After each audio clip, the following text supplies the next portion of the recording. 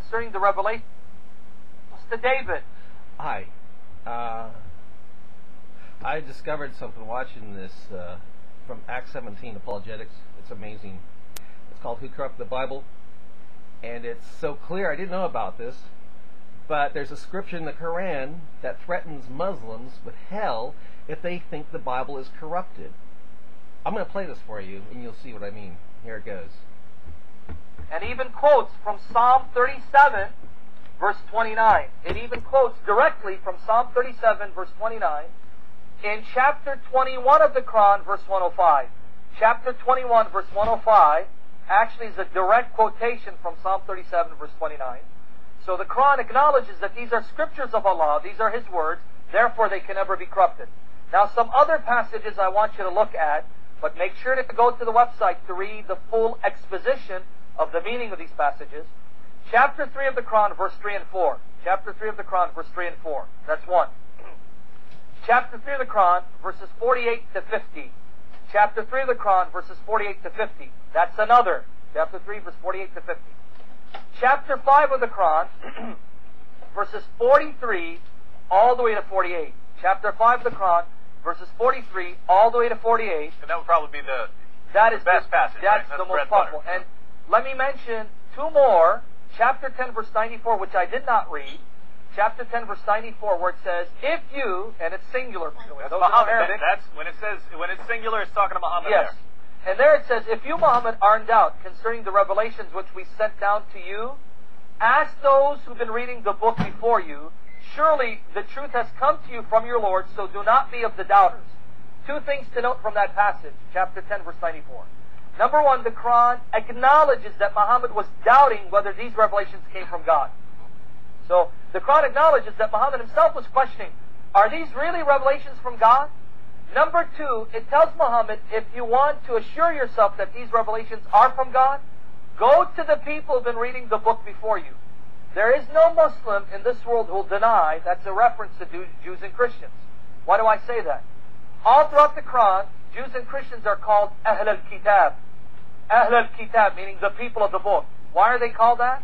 Because the Quran recognizes, long before Muhammad, Allah, supposedly the God of the Quran, sent down revelation to the Jews and Christians. So this is why they're called the people of the book. So now my brother, notice this.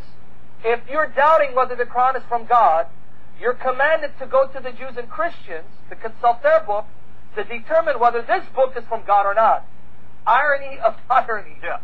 The reason why I say irony of ironies, my brother, is because if you as a Muslim, and you're not, I'm speaking to the Muslim, come to me and say, hey, is this Quran from God? Can you confirm it for me?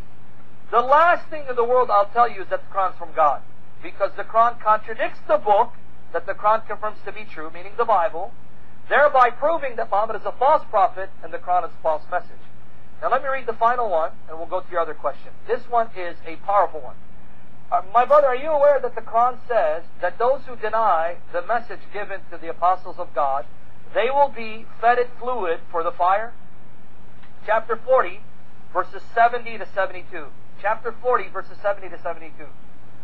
Those who cry lies to the book, and that wherewith we sent our messengers. Now notice, it's attacking people who say the Quran is a lie, and the message given to the messengers before Muhammad, soon they will know when the fetters and chains are on their necks, and they are dragged into the boiling water.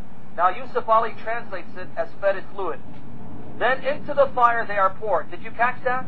If you dare say, my Bible is a lie, it's corrupted, the Quran says a painful torment awaits you. Now does that sound like the man who believed the Bible's corrupt? That was chapter 40, verses 70 to 72. And that was his first question. Yeah, and I mean, just think about this. So you have several passages there. Those are all the key passages. But just think about the irony here. Quran 136. Sam mentioned the passage, Surah 5, 43 to 48. 152, verse 47 of that 5. passage commands Christians to judge by the gospel. It says, people of the gospel, we have to judge by what Allah has revealed therein.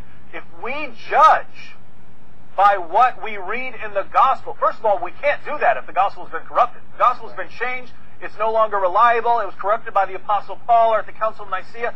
Can we judge by the gospel? No, we don't have it. We don't have it anymore. Or if we do have it, it's weird and full of corruption and false teaching, so we can't judge by it. So when the Quran commands us to judge by what we read in the Gospel, we have to go with the Gospel we have, which, according to the Quran, cannot be corrupted anyway. So we have to judge by the Gospel as Christians according to the Quran, and if we don't, if we refuse, if we say, I'm not going to judge by the Gospel, the Quran calls us rebels. We're no better than those who rebel if we refuse to judge by the Gospel. So think about this. Christians, according to the Quran, are commanded to judge by what